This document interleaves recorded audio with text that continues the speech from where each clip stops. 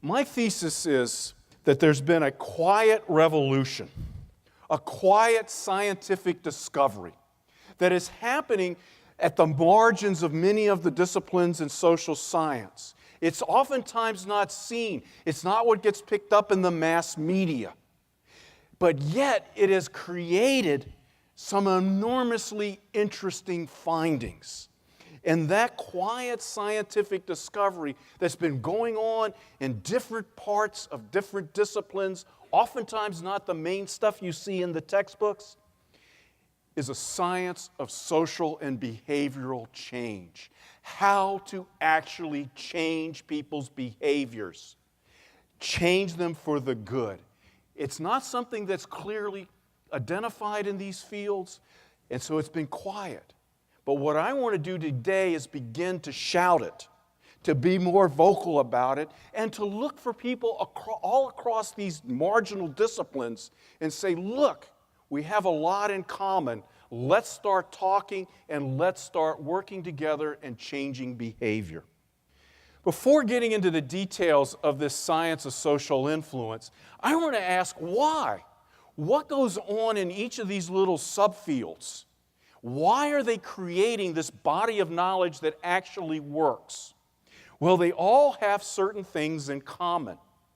And the first is, I quote from my field, Kurt Lewin, if you truly want to understand something, try to change it.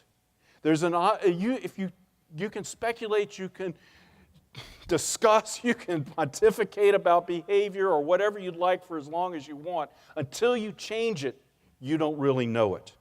All of these sciences are empirically driven, not theoretically driven. And they have a strong emphasis on the experimental method.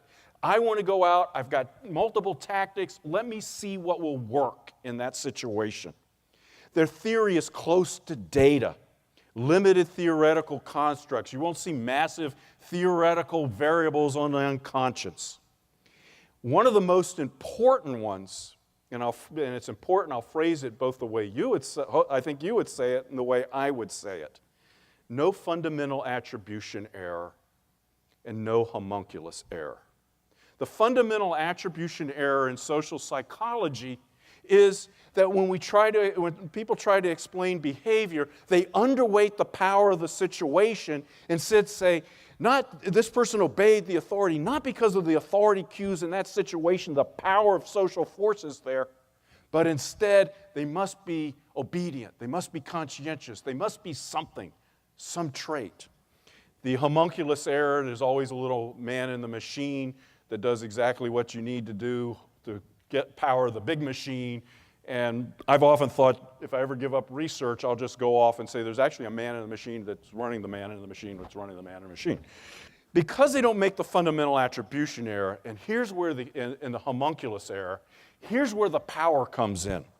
They turn to the situation for explanation. And each of these disciplines that I mentioned have developed a way of looking at the power of the situation, pulling it apart to see why it's having the influence it's having on a person's behavior. And the final thing that's interesting, and I don't see this as a cause, I see it more as a consequence, all these disciplines have extended literatures on ethics. I found that interesting. Why? Because they have to. Because you're changing somebody's behavior. You need a theory of ethics.